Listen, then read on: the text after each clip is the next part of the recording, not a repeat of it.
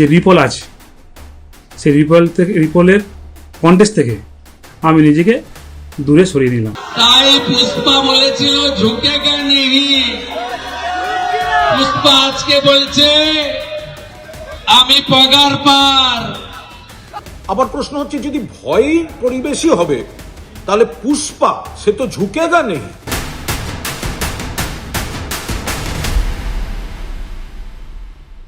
নমস্কার, আরসিটিভি সংবাদের বিশেষ অনুষ্ঠানে আপনাদের সকলকে আরও একবার স্বাগত। আজকে গোটা দিন ধরে যে বিষয়টি নিয়ে আজকে আলোচনার কেন্দ্রবিন্দুতে রাজ্য রাজনীতি, সেটা হচ্ছে পুষ্পা রাজের অবসান। আপনারা পুষ্পা নিয়ে সিনেমা দুটো দেখে নিয়েছেন ইতিমধ্যেই। হাউসফুল, যা টাকা ইনভেস্ট করা হয়েছিল তার চাইতে কয়েকশো গুণ বেশি টাকা নিজের ঘরে তুলে নিয়েছে। কিন্তু বাস্তবের একেবারে ফলতা বিধানসভা কেন্দ্রের স্বঘোষিত পুষ্পা জাহাঙ্গীর খান যেভাবে ভোট প্রচারের কয়েক ঘন্টা আগে রণে ভঙ্গ দিলেন, তাতে করে কিন্তু হতাশ হতেই পারেন আপনারা সকলেই। না, আমি প্রথমে একটু আপনাদের সঙ্গে একটু মজা করলাম, কিন্তু রাজনীতির ক্ষেত্রে অত্যন্ত গুরুত্বপূর্ণ পুষ্পার এই তর্জন গর্জন একেবারে কমে গিয়ে কার্যত রণক্ষেত্র থেকে লেজ গুটিয়ে পালিয়ে যাওয়াটা। আজকে আপনারা জানেন যে 294টি যে বিধানসভা আসন, তার মধ্যে 293টি আসনে কাউন্টিং হয়েছিল, একটি আসন বাদ দেওয়া হয়েছিল। আমি একটু পিছিয়ে আসি আগের দিনটি। দ্বিতীয় দফার যে নির্বাচন চলছিল 29শে এপ্রিল, সেই 29শে এপ্রিলের যে নির্বাচন প্রক্রিয়া, সেখানে প্রথম থেকেই এই পুষ্পা রাজ যিনি চালাতেন জাহাঙ্গীর খান, তার সঙ্গে উত্তরপ্রদেশের দাবাং আইপিএস অফিসার অজয় পাল শর্মার কথোপকথন আপনারা দেখেছেন। একদিকে দাবাং অফিসার যখন বলছিলেন যে পুষ্পা বা যে কাজ জাহাঙ্গীর করছে সচেতন থাকতে বলুন, না হলে কাঁদতে হতে পারে, কড়া হুঁশিয়ারি দিয়েছিলেন। তার কিছুক্ষণের মধ্যেই একেবারে সশরীরে ক্যামেরার সামনে এসে জাহাঙ্গীর খান বলেছিলেন উনি দাবাং হলে আমি পুষ্পা, এখানে শেষ কথা বলবে পুষ্পা। কিন্তু দেখা গেল যে যেদিন সেখানে নির্বাচন অনুষ্ঠিত হচ্ছে, কোথাও বিভিন্ন জায়গায় বিভিন্ন ইভিএমে তৃণমূলের বাটন ছাড়া ইভিএম মেশিনে অন্যান্যদের বাটনের ওপর কালো টেপ লাগানো রয়েছে। কোথাও বা আতর লাগিয়ে দেওয়া হয়েছিল, যাতে তৃণমূল প্রার্থীকে কেউ ভোট দিল কি দিল না তার প্রমাণ বাইরে এসে বস জাহাঙ্গীর খান ওরফে পুষ্পার সাঙ্গপাঙ্গরা টের পান। এই পরিস্থিতি দিনের শেষে যখন একাধিক অভিযোগ আসতে শুরু করলো, সেখানে নির্বাচন কমিশন কিন্তু পরবর্তীকালে সেখানে পাঠালেন বিশেষ পর্যবেক্ষক সুব্রত গুপ্তাকে। তিনি কমিশনারের নির্দেশে সেখানে যান এবং সেখানে যেটা সিসিটিভি ফুটেজ, সেই সিসিটিভি ফুটেজ তিনি সংগ্রহ করেন। সেগুলো যখন দেখা হয়, সেখানে দেখা যায় যে বিভিন্ন জায়গায় যেটা ওয়েবকাস্টিং সেটা কাজ করছে না, ক্যামেরা কাজ করছে না, লোক ঢুকছে, সাধারণ মানুষকে বের করে দেওয়া হচ্ছে, এইরকম নানান অভিযোগ নাকি তখন পাওয়া গিয়েছিল। এবং এই রিপোর্টের ওপর ভিত্তি করে গোটা আসনের, অর্থাৎ ফলতা বিধানসভা কেন্দ্রের গোটা আসনের নির্বাচন প্রক্রিয়া বাতিল করে দেয় কমিশন। এবং ঠিক হয় যে আগামী 21শে মে সেখানে নির্বাচন পুনরায় অনুষ্ঠিত হবে এবং 24 তারিখে গণনা হবে। এবং সম্মুখ সমরে তৃণমূল প্রার্থীর সঙ্গে সম্মুখ সমরে একদিকে যেমন বিজেপির প্রার্থী রয়েছেন, কংগ্রেসের প্রার্থী রয়েছেন, সিপিআইএম এর প্রার্থী রয়েছেন। এবং একটা সময় যে ডায়মন্ড হারবার মডেল, যেটাকে নিয়ে তৃণমূলের সর্বভারতীয় সাধারণ সম্পাদক অভিষেক বন্দ্যোপাধ্যায় গর্ব করতেন, তিনি বলেছিলেন তো ভোটের আগে, তিনি বলেছিলেন যে ডায়মন্ড হারবার মডেলকে ভাঙার মতো কেউ এখনো পর্যন্ত আসেনি। কড়া কড়া ভাষায় একেবারে সিনেমার ডায়লগের মতো ডায়লগ তখন মনে হচ্ছিল অভিষেক বন্দ্যোপাধ্যায়ের কাছ থেকে। এবং সত্যি যে ভোটে, যে ডায়মন্ড হারবার লোকসভা কেন্দ্রে অভিষেক বন্দ্যোপাধ্যায় জিতেছিলেন প্রায় 7,10,000 ভোটের ব্যবধানে, সম্ভবত ভুল না করলে দেশের মধ্যে সবচাইতে বেশি ভোটে লোকসভা ভোটে জিতেছিলেন অভিষেক বন্দ্যোপাধ্যায়। এবং এই ফলতা বিধানসভা কেন্দ্রে অভিষেক বন্দ্যোপাধ্যায়ের মার্জিন কত ছিল জানেন? প্রায় 1,68,000 এই ভোটের মার্জিন ছিল। তাহলে হঠাৎ করে আমরা শুনলাম যে গত সোমবার হাইকোর্টে গিয়েছিলেন পুষ্পারাজ ওরফে জাহাঙ্গীর খান, গ্রেপ্তারি এড়াতে, তার বিরুদ্ধে যাতে কোনো কঠোর ব্যবস্থা না নেওয়া হয় সেই জন্য তিনি আবেদন জানান হাইকোর্টের কাছে। এবং হাইকোর্ট আগামী 26শে মে পর্যন্ত তাকে রক্ষা কবচ পর্যন্ত দিয়ে দিয়েছিল। তারপর এমন কি ঘটনা ঘটলো যাতে করে রণে ভঙ্গ দিতে হলো জাহাঙ্গীর খানকে। আজকে যখন নির্বাচনের প্রচারের শেষ দিন, তার মাত্র 3 থেকে 3.5 ঘন্টা আগে রীতিমতো সাংবাদিক সম্মেলন করে পুষ্পারাজ জাহাঙ্গীর খান তিনি বললেন যে না, আমি ভোটের ময়দান থেকে সরে যাচ্ছি। এই ফলতার সাধারণ মানুষের জীবনে যাতে শান্তি ফিরে আসে, যাতে সোনার ফলতা তৈরি করা যায়, এবং মুখ্যমন্ত্রী ফলতার জন্য একাধিক প্রকল্প ঘোষণা করেছেন। মুখ্যমন্ত্রী বলতে শপথ নেওয়া মুখ্যমন্ত্রী বিজেপির শুভেন্দু অধিকারী, যে তিনি ফলতার জন্য একাধিক প্রকল্প ঘোষণা করেছেন, তার সুযোগ সুবিধা যাতে ফলতার মানুষেরা পায় সেই জন্য তিনি নির্বাচন থেকে সরে দাঁড়াচ্ছেন। এই ঘোষণা তিনি সরাসরি সাংবাদিক বৈঠক ডেকে আজকে করলেন। আমি ফলতার ভূমিপুত্র, আমি চাইব ফলতা শান্তিতে থাকুক, সুস্থ থাকুক, ভালো থাকুক, এবং ফলতায় আরও বেশি বেশি উন্নয়ন হোক। তাই সোনার ফলতা হোক, এটাই আমার স্বপ্ন ছিল। তাই আমাদের সম্মানীয় মুখ্যমন্ত্রী ফলতা উন্নয়নের জন্য স্পেশাল প্যাকেজ দিচ্ছে। সেই জন্য আমি আগামী 21শে মে যে রিপোল আছে, সেই রিপোলের কন্টেস্ট থেকে আমি নিজেকে দূরে সরিয়ে নিলাম। গাছে তুলেছিলেন মাননীয় ভাইপো, তোমার দেখা নাই রে, তোমার দেখা নাই রে, ভাইপো বাবুর দেখা নাই। তাই পুষ্পা বলেছিল ঝুঁকেগা নেহি। পুষ্পা আজকে বলছে আমি পগার পার, আমি নির্বাচনে লড়ছি না। আপনাদের শুধু বলবো, এটা তৃণমূলের কৌশল, যাতে আপনারা ভাবেন যে জিতে তো গেছি, আমি ভোটটা না দিলেও চলবে। 10 বছর পরে ভোট দেওয়ার স্বাদ পেয়েছেন, 100% ভোট চাই। তো পুষ্পারাজের এই যে রণে ভঙ্গ দেওয়ায় তো সারা দিন রাত মানুষের মধ্যে চর্চা চলছে যে একটা সময়ের মানে বস, তিনি যখন যেতেন ডিজেতে সামনে বস বস বলে নাকি একটা কি গান তৈরি হয়েছিল, সেটা বাজতো। একটা সময় এই জাহাঙ্গীর খানের নামে, মানে একেবারে বিশ্বস্ত সৈনিক অভিষেক বন্দ্যোপাধ্যায়ের, তার নামে নাকি ওই এলাকায় বাঘে গরুতে এক ঘাটে জল খেত। এতটাই দাপট, এতটাই মানে প্রভাব প্রতিপত্তি ছিল জাহাঙ্গীর খানের। শেষ পর্যন্ত সেই ইঁদুরের গর্তে ঢুকে কাগুজে বাঘ হয়ে যেতে হলো এই জাহাঙ্গীর খানকে। লেজ গুটিয়ে পালাতে হলো একেবারে নির্বাচনের শেষে এসে। এটা নিয়ে রীতিমতো চর্চা চলছে, এবং যার ফলে কার্যত অন্যান্য দলকে ওয়াকওভার দিয়ে দিল তৃণমূল কংগ্রেস। এখন প্রশ্ন হচ্ছে যে জাহাঙ্গীর খান কি তার এই সিদ্ধান্ত তিনি ব্যক্তিগত সিদ্ধান্ত, নাকি দল তাকে বলেছে? এর প্রশ্নের উত্তর কিন্তু এখনো পাওয়া যায়নি। মানে তৃণমূল সুপ্রিমো মমতা বন্দ্যোপাধ্যায় বা দলের সর্বভারতীয় সাধারণ সম্পাদক অভিষেক বন্দ্যোপাধ্যায় তাকে নির্বাচন থেকে সরে যাবার কোনো নির্দেশ দিয়েছিলেন কিনা, সেটা নিয়ে স্পষ্ট কিছু জাহাঙ্গীর খান বলেননি। ফলত সবটাই একটা ধোঁয়াশা। তবে এই রণে ভঙ্গ দেওয়াটা পুষ্পারাজের ক্ষেত্রে মানে কতটা করুণ, কতটা অসহায় অবস্থায় আত্মসমর্পণ করা বলুন তো।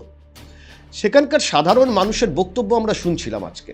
ফলতার সাধারণ মানুষ বলছেন যে প্রায় 10 বছর ধরে সেখানে কি লোকসভা ভোট বলুন, কি পঞ্চায়েত ভোট বলুন, কি বিধানসভা ভোট বলুন, কোনোটাতেই সাধারণ মানুষদের ভোট দিতে দেওয়া হতো না। ওই যে কোথাও ব্ল্যাক টেপ আটকে দেওয়া হতো।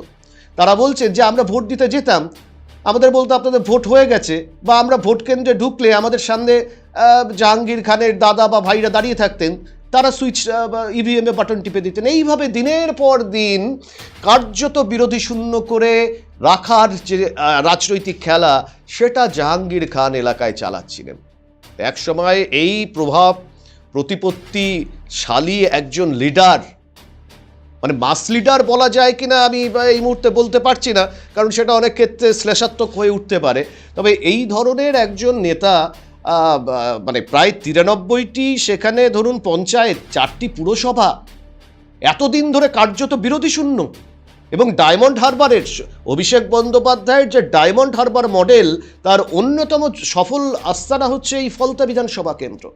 সেখান থেকে জাহাঙ্গীর খানের এইভাবে পালিয়ে যাওয়াটা কার্যত তৃণমূলের পক্ষে একটা তো অস্বস্তিদায়ক জায়গা বটেই। মানে আমরা আজকে শুনলাম তৃণমূল কংগ্রেসের বিধায়ক তথা যিনি মুখপাত্র রয়েছেন কুণাল ঘোষ, তিনি বলছেন যে কেন পুষ্পারাজ সেখানে ভয় পেয়ে গেলেন, এটা ঠিক বোধগম্য ঠিক হচ্ছে না। তবে এটা দলের জন্য খুব যে একটা ভালো বিজ্ঞাপন সেটা নয়। তিনি কি সেখানে ভয়ের কোনো মহল ক্রিয়েট করেছিলেন? আর যদি সেটা করে থাকেন, তাহলে স্বয়ং পুষ্পা কেন ভয় পেয়ে সেখান থেকে পালিয়ে গেলেন সেটা তো আমি বলতে পারবো না। সেখানে ডায়মন্ড হারবার মডেল চলে এবং ডায়মন্ড হারবার মডেলের যিনি উদ্যোক্তা, যিনি রূপকার, সেই অভিষেক বন্দ্যোপাধ্যায় বিচার বিশ্লেষণ ছাড়া এই প্রশ্নের উত্তর দেওয়া আমার পক্ষে সম্ভব নয়, এমনটাই জানিয়েছেন কুণাল বাবু। ফলে সব মিলিয়ে রাজ্য রাজনীতিতে একটা আলোড়ন তৈরির ঘটনা ঘটে গেল পুষ্পা রাজের এই রণাঙ্গন থেকে, ভোটের ময়দান থেকে চুপি সারে পেছনের দরজা দিয়ে পালিয়ে যাওয়াটা। আবার প্রশ্ন হচ্ছে, যদি ভয় পরিবেশই হবে তাহলে পুষ্পা সে তো ঝুঁকেগা নেই, পুষ্পা ভয় পাবে কেন? তাহলে ভয়ের পরিবেশ তৈরি করেছিল কিনা একটা প্রশ্ন। আর যদি ভয়ের পরিবেশ হয়ে থাকে তাহলে পুষ্পা কেন ভয় পেল সেটা আর একটা প্রশ্ন। আমরা এই বিষয়ে এই মুহূর্তে আমরা এটা বিশ্লেষণ করছি, সব খবর নিচ্ছি বলতে পারবো না। তবে এটা ডায়মন্ড হারবার মডেল এরিয়ার অন্তর্গত, ফলে এখানে অভিষেক বন্দ্যোপাধ্যায়, তিনি মাননীয় সাংসদ, বিপুল ভোটে ওখানে জিতেছিলেন। নিশ্চয়ই তিনি বিচার বিশ্লেষণ করছেন, ও ব্যাপারটা উনি বলতে পারবেন।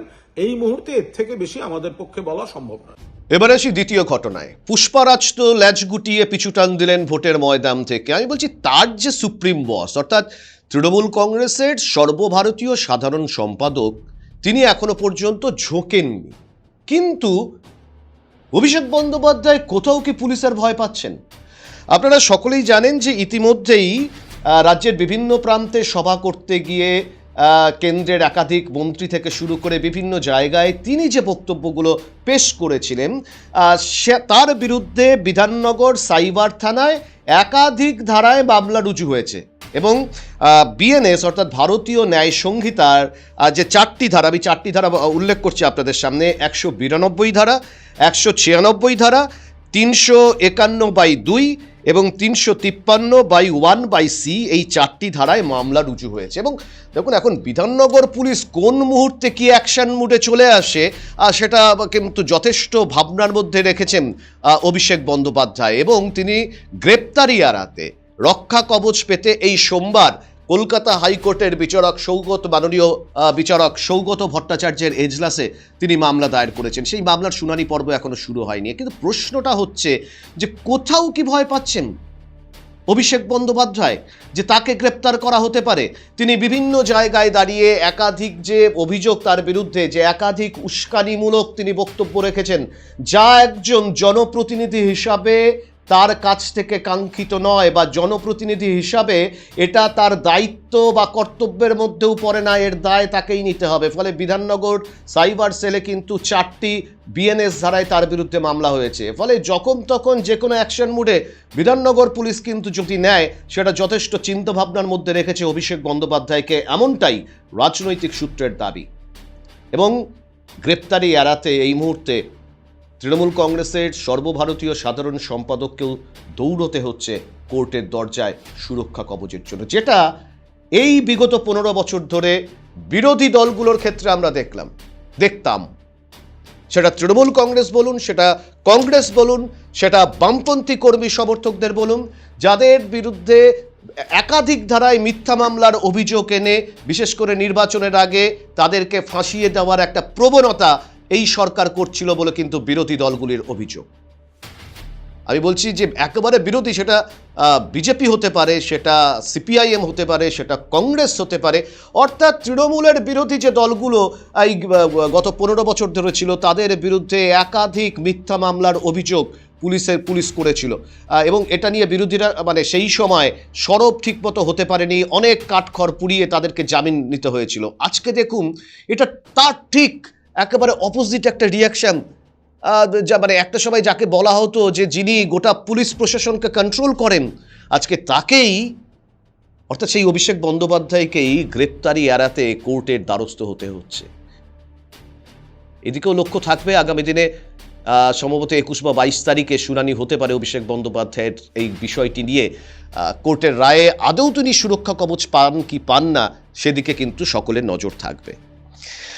তৃতীয় যে বিষয়টি আজকে সেটি হচ্ছে যে দেখুন, কলকাতা কর্পোরেশন যিনি এখনো পর্যন্ত মেয়র রয়েছেন ফিরহাদ ববি হাকিম, সেই কলকাতা কর্পোরেশন অভিষেক বন্দ্যোপাধ্যায়ের যে 17টি সম্পত্তি সেখানে আইনি নোটিশ পাঠিয়েছেন। লিপস অ্যান্ড বাউন্স তার বাবা অমিত বন্দ্যোপাধ্যায়, লতা বন্দ্যোপাধ্যায়, তাদের নামে মানে একাধিক নোটিশ পাঠানো হয়েছে। কি অভিযোগ? যে যে মানে বেশ কয়েকটি সম্পত্তি অবৈধভাবে নির্মাণ করা হয়েছে অভিষেক বন্দ্যোপাধ্যায়ের বাড়ি, এবং সেখানে ভাঙবারও কিন্তু একটা নোটিশ জারি হয়েছে বলে এই মুহূর্তে আমরা জানতে পারছি। ফলে সবটাই কিন্তু একটা অস্বস্তিকর পরিবেশের মধ্য দিয়ে চলতে হচ্ছে। যদিও ফিরহাদ ববি হাকিম বলছেন যে অভিষেক বন্দ্যোপাধ্যায়ের যে সম্পত্তির বিষয়ে আইনি নোটিশ পাঠানো হয়েছে সেই নোটিশ সম্পর্কে তার জানা নেই, তবে ক্ষমতা বলে পুরো কমিশনার যিনি রয়েছেন তিনি নোটিশ করতে পারেন। এবং শুধু তাই নয়, বলছে এই যে কর্পোরেশন যদি বেআইনি অংশ যদি ভাঙে, সেই ভাঙবার খরচটাও বাড়ির যিনি ওনার রয়েছেন বা সম্পত্তির যিনি অভিভাবক রয়েছেন বা মালিক রয়েছেন তার কাছ থেকেই সংগ্রহ করা হবে। ফলে সব মিলিয়ে যথেষ্ট অস্বস্তিতে তৃণমূল কংগ্রেসের যুবরাজ, তৃণমূল কংগ্রেসের সর্বভারতীয় সাধারণ সম্পাদক অভিষেক বন্দ্যোপাধ্যায়। এখন দেখা যাক এই পুরো কর্পোরেশন যে আইনি নোটিশ পাঠিয়েছেন সেই আইনি নোটিশ মেনে পুরো কর্মীরা পরবর্তীকালে কি পদক্ষেপ নিতে পারেন সেদিকে কিন্তু আমাদের সকলের নজর থাকবে। আরেকটি বিষয় নিয়ে আজকে আলোচনা করব, সেটি হচ্ছে যে দেখুন, এই যে আরজিকর কাণ্ডে একজন কর্মরত মহিলা চিকিৎসক, তাকে রাতের অন্ধকারে ধর্ষণ করে খুনের অভিযোগে 2024 সালের 9 আগস্ট উত্তাল হয়ে উঠেছিল গোটা রাজ্য। দল মত নির্বিশেষে সাধারণ মানুষ অভয়ের বিচারের দাবিতে পথে নেমেছিল। তদন্তে নেবে সিআইডি প্রথমে একজন সিভিক ভলেন্টিয়ারকে গ্রেপ্তার করে, তারপরে সিবিআই তদন্ত হয়, কিন্তু সেই সিবিআই তদন্তে কিন্তু আশ্বস্ত হতে পারেনি নির্যাতিতার পরিবার। এইবারের নির্বাচনে সেই নির্যাতিতার মা, তিনি বিজেপির টিকিটে নির্বাচিত হয়েছেন, বিধানসভায় তিনি গিয়েছেন, রত্না দেবনাথ, এবং মুখ্যমন্ত্রী শুভেন্দু অধিকারী ভোটের আগের থেকেই বলে আসছিলেন যে ক্ষমতায় ফিরলে রিওপেন করা হবে আরজিকর কাণ্ডের, এবং সেই অনুযায়ী কিন্তু পুনরায় আরজিকর কাণ্ডের যে ফাইল সেটাকে পুনরায় খোলা হয়েছে। এবং আপনারা জানেন ইতিমধ্যেই যে এই কাণ্ডে একেবারে মিসহ্যান্ডেলিং, নির্যাতিতার পরিবারকে উৎকোচ দেওয়ার প্রস্তাব, একেবারে নিয়ম বহির্ভূতভাবে সাংবাদিক সম্মেলন করে তত্ত্বকে গুলিয়ে দেওয়ার চেষ্টা, এই সমস্ত অভিযোগে সেই সময়কার সিপি বিনীত গোয়েল, ডিসি ইন্দিরা বন্দ্যোপাধ্যায় এবং অভিষেক গুপ্তা, 3 জন গুরুত্বপূর্ণ আইপিএস অফিসারকে সাসপেন্ড করেছে রাজ্য সরকার। সন্দীপ ঘোষ, যার বিরুদ্ধে সেই সময়কার আরজিকরের অধ্যক্ষ, তার বিরুদ্ধে যাতে তদন্তকারী সংস্থা একেবারে চার্জশিট দিতে পারে, শাস্তিমূলক ব্যবস্থা নিতে পারে, সেই বিষয়ে ইতিমধ্যে রাজ্য সরকার প্রয়োজনীয় যে ছাড়পত্র পূর্বতন সরকার আটকে রেখেছিল সে বিষয়ে ছাড়পত্র ইতিমধ্যে দিয়ে দিয়েছে। এবং আজকে হাইকোর্টের একটি রায় আপনাদের সামনে জানাবো। কলকাতা হাইকোর্টের একটা নির্দেশ আজকে হয়েছে যে হাসপাতালের যে ঘটনাস্থলে এই ঘটনা ঘটেছিল, এই চরম অমানবিকতার ঘটনা ঘটেছিল, মর্মান্তিক ঘটনা ঘটেছিল, সেই জায়গাটাকে সিল করে দেওয়ার নির্দেশ দিল কলকাতা হাইকোর্ট। ফলে নতুনভাবে তদন্তে, যেটা বারংবার চিকিৎসক সংগঠন, সাধারণ মানুষ, নির্যাতিতার পরিবার, আরও অসংখ্য পশ্চিমবঙ্গের শুভবুদ্ধিসম্পন্ন মানুষ দাবি করছিলেন যে এই অভয়া কাণ্ডে নিরপেক্ষ এবং উপযুক্ত তদন্ত করা হোক, সেই উপযুক্ত তদন্তের দিকে যারা এইখানে তদন্তকারী সংস্থা, তারা এই ফাইল রিওপেন করবার পর কত দূর অগ্রসর হতে পারে সেদিকেও নজর থাকবে গোটা রাজ্যবাসীর। নেক্সট একটা দেখুন যে আরেকটি বিষয়, সেটি হচ্ছে যে পার্ক সার্কাসে মানে দিন দুয়েক আগে যে ঘটনা ঘটেছিল, একটি ইস্যুকে কেন্দ্র করে রাস্তা অবরোধ, ঢিল ছোড়া, পুলিশের গাড়িতে ভাঙচুর, পুলিশ কর্মীদের আহত করা, এই ঘটনায় আজকে 4 জন মূল অভিযুক্ত গ্রেপ্তার হয়েছে, অর্থাৎ সব মিলিয়ে পার্ক সার্কাস কাণ্ডে ধৃতর সংখ্যা বেড়ে দাঁড়ালো প্রায় 46। এবং আজকে যারা মূল অভিযুক্ত তাদেরকে নিয়ে যারা পুলিশের একেবারে আধিকারিক যারা রয়েছেন তারা পার্ক সার্কাসে যান এবং ঘটনার কিভাবে ঘটেছিল সেটার পুনর্নির্মাণ তারা করেন, যে ঠিক আসল ঘটনা কিভাবে ঘটেছিল সেটা জানবার জন্য। এবং এই ঘটনার পরের দিনই একেবারে সরাসরি পুলিশ দপ্তরে পৌঁছে যান মুখ্যমন্ত্রী শুভেন্দু অধিকারী, পুলিশ কর্তাদের সঙ্গে তিনি বৈঠক করেন এবং বৈঠক করে বেরিয়ে আসবার পর তিনি যেটা বলেন যে কোনোভাবেই এই ঘটনা বরদাস্ত করা হবে না, পুলিশের ওপর পাথর ছোড়া, সম্পত্তির ভাঙচুর করা কোনোভাবেই বরদাস্ত করা হবে না। আমি পুলিশ মন্ত্রী, আমি কাচের ঘরের ভেতর বসে থাকবো আর রাস্তায় দাঁড়িয়ে পুলিশ মার খাবে, এই ঘটনা পশ্চিমবঙ্গের বুকে আজ থেকে বন্ধ। এটাই শেষ ঘটনা, এর পরে এই ধরনের কোনো ঘটনা ক্ষেত্রে রাজ্য সরকার জিরো টলারেন্স নীতি গ্রহণ করবে পরিষ্কার জানিয়ে দিয়েছেন। পুলিশকে ফ্রি হ্যান্ড খেলতে দিয়েছেন যে যারা অপরাধী কোনো রাজনৈতিক রং দেখবেন না, কোনো ধর্ম দেখবেন না, অপরাধীর একটাই পরিচয় অপরাধী, তাকে রং না দেখে দ্রুত পদক্ষেপ গ্রহণ করতে হবে পুলিশকে এবং অ্যারেস্ট করতে হবে, এই বার্তা দিয়ে দিয়েছেন। आप लोग पार्क सर्कस में काल जो किया हमारी पुलिस भाई का साथ, आपको भुगतना पड़ेगा, बहुत जोर भुगतना पड़ेगा। पुलिस के ऊपर पत्थरबाजी करेगा तो सबक सिखाने काम भारतीय जनता पार्टी का सरकार करेगा। और आसनसोल में फाड़ी में तोड़फोड़ कर दिया ना, 200% वसूली होगा। जो किया है उसको पकड़ से निकाल के करूंगा। এ তো গেল পার্ক সার্কাসের ঘটনা। আসানসোল কমিশনারেটে সেখানেও হামলা হয় একটি ইস্যুতে, পুলিশের কিছু সম্পত্তি ভাঙচুর করা হয়, সেখানেও আসানসোল যিনি কমিশনারেট থেকে আজকে সেখানে মাইকিং করা হয়, নোটিশ টাঙানো হয় যে সেখানেও যাদেরকে গ্রেপ্তার করা হয়েছে, যারা এই ভাঙচুরের ঘটনার সঙ্গে যুক্ত ছিলেন, এই সরকারি সম্পত্তি যা যা ভাঙচুর করা হয়েছে তার যেটা ক্ষতিপূরণ, সেই ক্ষতিপূরণ তাদের কাছ থেকেই তোলা হবে। অর্থাৎ এই ধরনের ঘটনা, হিংসাত্মক ঘটনা, আইন নিজের হাতে তুলে নেওয়া, পুলিশের ওপর আক্রমণ করা, সরকারি সম্পত্তি ভাঙচুর করার দিন যে কার্যত রাজ্যের শেষ হতে চলেছে সেটা কিন্তু রাজ্য সরকারের ভূমিকায় আরও একবার স্পষ্ট হয়ে গেল। আর একটি বিষয় সেটি হচ্ছে যে ধর্মীয় ভাতা, এটিও সিদ্ধান্ত নিয়েছে রাজ্য সরকার যে এতদিন পর্যন্ত ধর্মীয় শ্রেণীবিন্যাসের ভিত্তিতে ভাতা প্রদান করা হতো।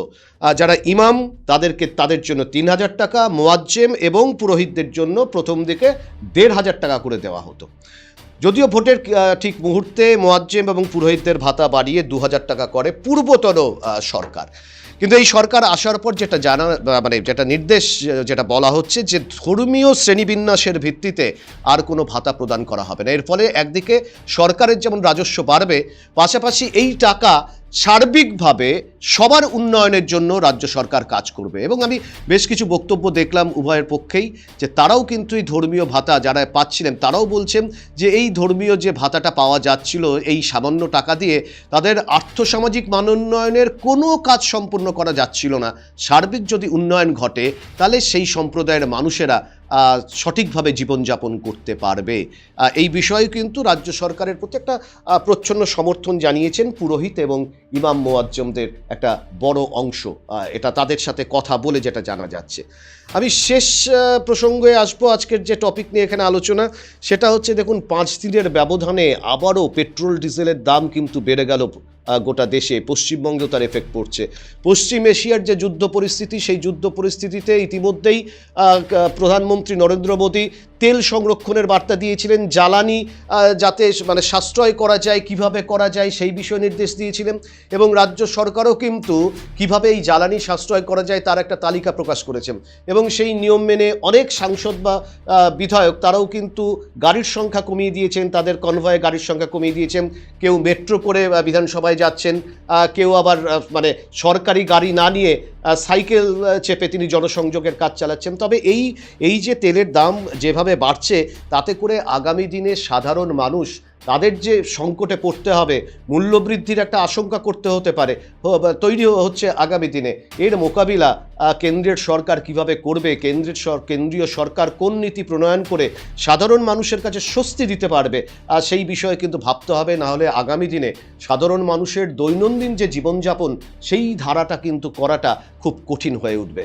আরেকটি প্রসঙ্গ নিয়ে আমি আজকের আমাদের আলোচনা শেষ করব, যে দিকে দিকে একেবারে তৃণমূল কংগ্রেসের নেতা কর্মী যারা 2021 সালের পর থেকে বিভিন্ন তাদের বিরুদ্ধে অভিযোগ ছিল, থানায় অভিযোগ ছিল, কোথাও কাটপানি খাওয়ার অভিযোগ, কোথাও পুকুর ভরাটের অভিযোগ, কোথাও সাধারণ মানুষকে প্রতারণার অভিযোগ, কোথাও হিংসাতে প্রশ্রয় দেওয়ার অভিযোগ, অন্যান্য দলের কর্মীদের মারধরের অভিযোগ, এই অভিযোগগুলোর বিরুদ্ধে যে জিরো টলারেন্স নীতি এই সরকার নিয়েছে, তার বিরুদ্ধে অভিযান কিন্তু এখনো চালু রয়েছে পশ্চিমবঙ্গের বিভিন্ন প্রান্তের। পাশাপাশি কোথাও আমরা দেখছি রাজকীয় অট্টালিকা তৃণমূল কংগ্রেসের বিধায়কের, কোথাও দেখছি মানে একেবারে সিঙ্গুরের জায়গা, যে সিঙ্গুরে সাধারণ মানুষ এখনো পর্যন্ত তার জমি ফেরত পায়নি, জমিতে একেবারে মানে পতিত হয়ে পড়ে রয়েছে সরকারের কিছু নীতির ফলে। সেই জায়গায় দাঁড়িয়েও কিছু কিছু নেতা মন্ত্রীদের সেখানে রিসর্ট, ফার্ম হাউস, স্বচ্ছ নীল জল, সেখানে সাঁতার কাটা যায়, সাংঘাতিক সব বিষয়। অন্যদিকে সাধারণ যারা কৃষক, যারা শ্রমজীবী মানুষ, তাদের ক্ষেত্রে কিন্তু হয়রানির মুখে পড়তে হয়েছে। ফলে আমরা দেখতে পাচ্ছি বিভিন্ন জায়গায় যারা এই দুর্নীতির সঙ্গে যুক্ত, তাদের কিন্তু গ্রেপ্তারি প্রক্রিয়া এখনও চালু রয়েছে। এবং যেটা শুভেন্দু অধিকারী বলছেন যে এতদিন পর্যন্ত শাসকের আইন চলছিল পশ্চিমবঙ্গের বুকে, এখন যেটা চলছে সেটা আইনের শাসন প্রতিষ্ঠা হবে, কোনো দুর্নীতিগ্রস্তকে ছাড়া হবে না। যাদের বিরুদ্ধে এফআইআর রয়েছে 2021 সালের পর থেকে, প্রত্যেককে বেছে বেছে জেলে ঢোকানো হবে। ব্যতিক্রম নয় উত্তর দিনাজপুর জেলাও। আমাদের এই উত্তর দিনাজপুর জেলার একাধিক জায়গা থেকে একাধিক নেতা মন্ত্রীদের গ্রেপ্তার করতে হচ্ছে। আসলে কি জানেন, ক্ষমতার থাকার কালীন যদি ক্ষমতার অপব্যবহার করেন, ক্ষমতায় থাকাকালীন জনপ্রতিনিধি নির্বাচিত হবার পর যদি ব্যক্তিগত সম্পত্তি গুছিয়ে নিয়ে নিজের আখের গোছানোর চেষ্টা করেন, তাহলে তার পরিস্থিতি বোধহয় এরকমটাই হওয়াটা বাঞ্ছনীয়। কারণ ইতিহাসে শেষ কথা বলে মানুষ যেদিন প্রতিবাদ করেন, মানুষ যেদিন এগিয়ে আসেন, সেদিন কিন্তু এই ব্যক্তিগত সম্পত্তি গড়ে তোলবার যে প্রয়াস, সেটা ধাক্কা খায়। দেখুন, এটা তো পশ্চিমবঙ্গের শুধুমাত্র রীতি নয়। আমি এরকম অনেক নেতাকর্মীদের জানবো, মানে আমি তৃণমূলের কংগ্রেসের কথা বলছি, কিন্তু তৃণমূল কংগ্রেসের এমন অনেক নেতাকর্মী আছেন যারা সহজ সরলভাবে, শান্তিপূর্ণভাবে দলটার কাজ করেছিলেন। তাদের অনেকে এখন পেছনের সারিতে চলে গিয়েছেন, তাদের গুরুত্ব দেওয়া হয় না। আপনি কংগ্রেসের ক্ষেত্রে বলুন, কংগ্রেসের একাধিক নেতা, প্রচুর একটা বড় একটা অংশের নেতারা, তারা এখনো দলত্যাগ তারা করেননি, তারাও স্বাধীনভাবে তাদের যেটা প্রাপ্য অর্থ সেটা দিয়ে তারা রাজনীতি করছেন। আমি ভোটের কয়েকদিন আগেই দেখলাম যে বামফ্রন্টের একজন, মানে একটা সময়ের অত্যন্ত গুরুত্বপূর্ণ মন্ত্রী, স্বাস্থ্যমন্ত্রীও ছিলেন, সূর্যকান্ত মিশ্র, তিনি তার স্ত্রীকে ভোট দিতে নিয়ে আসছেন একটা টোটোতে চেপে। অর্থাৎ আমি বলছি যে পশ্চিমবঙ্গের এই বিপরীতধর্মী রাজনীতিও সাধারণ মানুষ দেখেছেন। ফলে যারা রাজনীতিকে কেন্দ্র করে নিজেদের সম্পদ পাহাড় প্রমাণ বাড়িয়েছে, তাদের ক্ষেত্রে রাজ্য সরকার যে স্টেপ নিচ্ছে, সেই স্টেপ আরও দ্রুত এবং আরও বৃহত্তর আকারে নেওয়াটা উচিত, এটা মনে করছেন সাধারণ মানুষ। আর পাশাপাশি মানে একেবারে উল্টো দিকের, বিপরীত দিকের যে চিত্রটা আপনাদের সামনে তুলে ধরলাম, সেই চিত্রটাই যাতে আগামী দিনে পশ্চিমবঙ্গের যে রাজনৈতিক সংস্কৃতি, সেই রাজনৈতিক সংস্কৃতির সঙ্গে ওতপ্রোতভাবে জড়িত হয়ে পড়ুক, এটাও কিন্তু সাধারণ মানুষ অত্যন্ত গভীরভাবে উপলব্ধি করছে। আমরা আমাদের আজকের এই অনুষ্ঠান এখানেই শেষ করছি। আপনারা সকলে ভালো থাকুন, সুস্থ থাকুন, দেখতে থাকুন আরসিটিভি সংবাদের বিশেষ এই অনুষ্ঠান। শুভরাত্রি, নমস্কার। This channel does not promote any violent or harmful or illegal activities. All content provided by this channel is meant for an educational purpose only.